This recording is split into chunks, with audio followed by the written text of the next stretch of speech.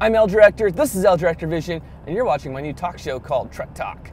This is going to be kind of a vlogging type show as I make my commute to and or from work each day.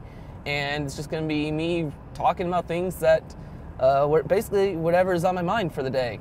And this is our pilot episode. I've just got a new microphone, which you can maybe see that I'm wearing right now, and I'm hoping this all works. I'm recording this with my GoPro, and we're recording to my Zoom H4n. So, hopefully this all works out. So for this premiere episode, I really didn't have a clue what I was going to talk about, but I guess we'll talk about fitness, because that's not something I've done a lot of on this channel, and fitness and parkour is something that is very, very important to me.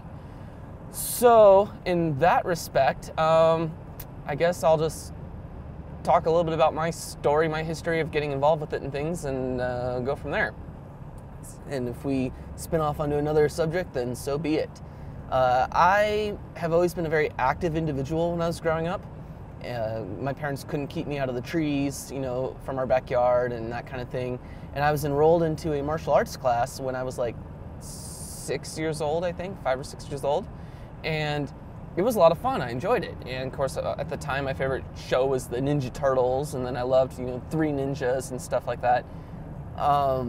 But the martial arts soon became a very important part of my life. And growing up in the military, every time we moved, I had to start over again as a white belt because I couldn't find the same style that I was in before. And so that kind of sucked. So I've got like 5 different white belts, and then they kind of like pyramid up to the top.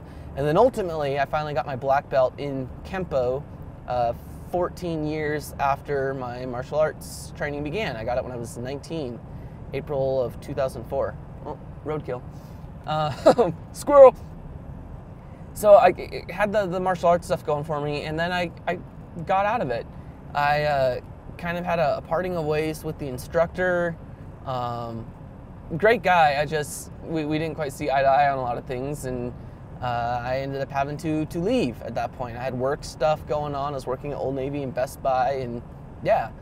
And I had just moved out on my own, and I couldn't afford the lessons anymore, you know? So I stopped with the martial arts training and soon began to watch with horror as my six-pack disappeared, because I've always been a very fit and active individual, and it was always something I took for granted. And now that I wasn't working out anymore, my stomach was changing shape, and I didn't like that very much. And I began to realize that I needed to take control of my health and of my fitness for myself, that it wasn't up to my parents anymore to do that. I was living on my own. And of course, living on your own and you're worried about food and money, you eat a lot of microwave banquet meals and that kind of a thing. And so, of course, that's no good for me either. Hang on, I'm gonna pass these trucks here. This could be very dangerous. I'm not doing this in a passing lane. Okay, there's one. And passing up on number 2. Turn the heat down a little bit. Cool. All right. So, microwave banquet meals and getting fat, basically, for lack of a better term. I've always been a huge James Bond fanatic. I love the James Bond films. And at the time, when all this was going on with me, I was doing research into the then upcoming James Bond film called Casino Royale. And I'd read that there was a parkour chase at the beginning of the thing. I said, parkour, what the heck is this? So I Google it, and I come across the Wikipedia. Actually, I don't even know if there was a Wikipedia at the time. I'd have to double check on that one. But I come across what it is, and I fell in love with it because the mindset that these guys had of escape and reach and freedom and not needing anything to do what they do brought me back, and watching what they did brought me back to like family camping trips as a kid. I'd be off in the woods and hopping from log to log and rock to rock, and priding myself on what I considered to just be agility. I didn't know there was a real name for this. This was a true thing. And so I instantly fell in love. I said, that's the stuff I've always been doing, and it's legit, and there's a name for this. And so I got really, really excited. And because I'd been a martial arts instructor, I'm very good at watching how people move and then being able to do that for myself, and I can study all the nuances. And so I watched a couple videos of the guys in France doing it, and I said, I got to go do this stuff. And so I went to the nearby alternative high school from my apartment at the time, and they had this, I didn't know what to do. And so I said, well, I'll treat this like the martial arts. And so I started with like a martial arts style warm-up, and you know, head, neck, shoulders, torso, legs. We're just working our way down from the top down. And then I realized in the videos that I was watching these guys, whenever they would do jumps and stuff, they would drill what we called in the martial arts a shoulder roll, going from your shoulder to your opposite hip. And I'd been doing that since I was a kid, and so I knew the shoulder roll really well. I said, well, let me start with something familiar here. And so I drilled my shoulder rolls for, I don't know, 5-10 minutes, just getting comfortable, getting loose again with them. And then there was a ledge there about 5 feet high, maybe 4 or 5 feet high. And so I practiced my cat leaps, running, jumping, landing on it in that hanging position, and then like trying to heave and pull myself up on top of it. I didn't have that technique down yet of the muscle up and how to do that. And so I'm like, and you know, putting my arms flat and trying to pull myself up and turning my forearm to just shreds. And then I remembered also watching in the videos, you know, guys take big jumps. And so I looked at the roof of the school, and it was a 1-story school building, and there was an overhang that was just low enough I could reach it. And so I'm like struggling to pull myself on there because I said, this is what parkour is. I have to do the big jumps. And so I did. And it was, oh, sorry, there was a cop. Good thing I'm not speeding this morning. I managed to get myself on top of it and then experienced like my first bout of fear as I'm standing on the top with my toes over the edge of the roof and looking down at the ground saying, oh man, I gotta jump this. So I jumped and I rolled out and it was fine. And I had a blast doing this. It was a lot of fun. I said, I gotta do this again. So the next day I get in my car and I go driving around the little neighborhood I'm in looking for a better spot to do it because that alternative school just didn't have much going for it at all. And so I come across another high school, West Valley High School. And if you've seen Leap, you saw that school featured very, very prominently. That became my favorite parkour hotspot to train. It was a gold mine. They had everything I could possibly ask for learning this art, the sport. And I remember I was a little bit sore from the day before, but I didn't care. I said, I'm just gonna go for this anyway. And I like practiced my wall runs, like running up the wall and grabbing, you know, the top of it and pulling yourself up.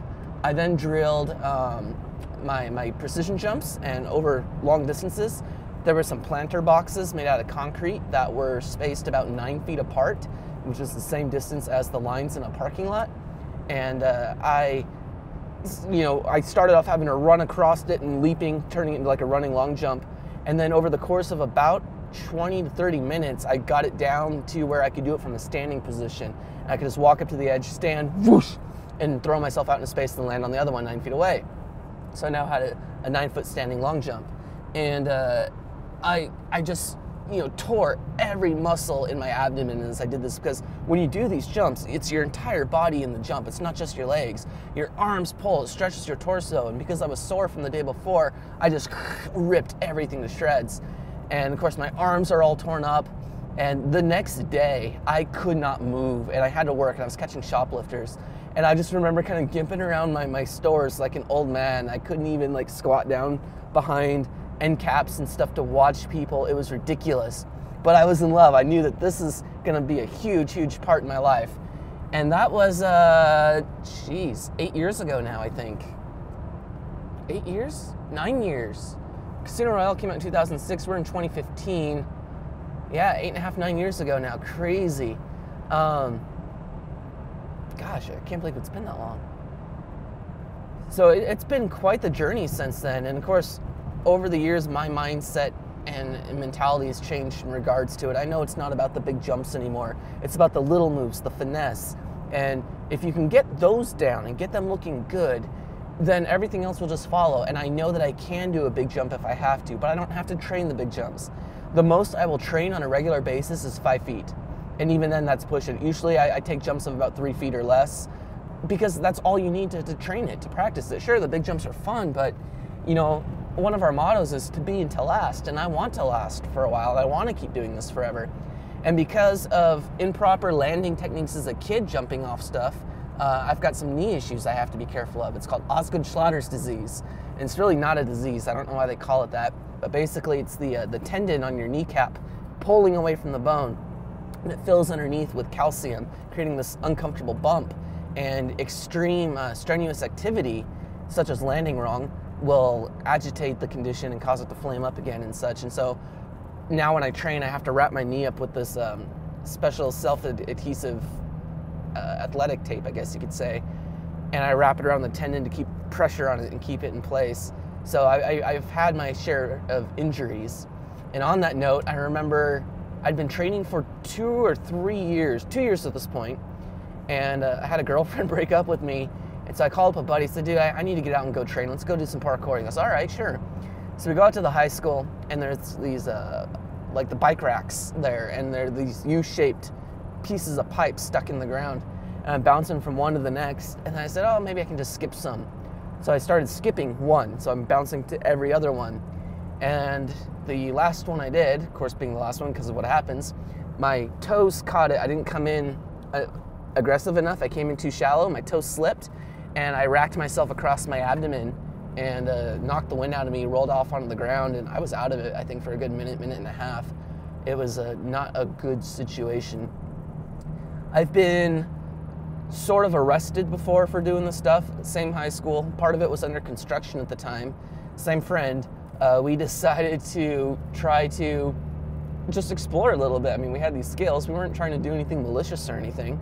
And so we found ourselves in the center of a courtyard, and part of the school's under construction, and the only way out, we couldn't get back out the way we came in through the good school.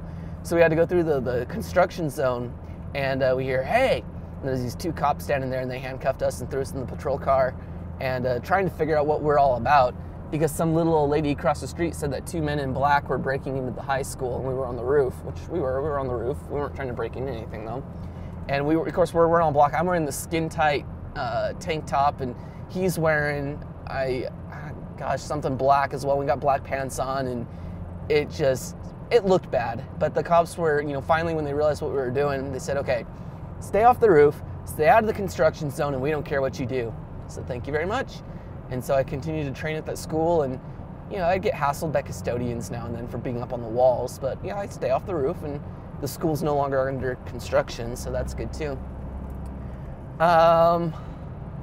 Something else I was going to mention. Oh, what was really cool about when I started parkour is that within a month after I started training, I was in better shape than when I got my black belt in the martial arts. So in 1 month, I went from the worst shape of my life to the best shape of my life. And that to me is a testament to just how well the stuff works. And so now, I have friends that say, oh, I'm getting a gym membership, I'm so excited. I said, cancel it, I got something better. And I've taken friends out and I get them hooked on the parkour, and sure enough, they cancel their gym memberships because they realize that parkour is just such an effective total body workout, and it really enables you to just free yourself, to be in great shape, and feel good about yourself too, and then things that you can do. So I'm about to hit a very bumpy road here. I'm turning onto the road to get to work and turning off the highway. So I'm going to say adios, and thanks for watching. I hope you guys enjoyed. Let me know in the comments what you would like to see here on Truck Talk, and we'll see you next time right here on, bumpy road, on L Director Vision. Peace out.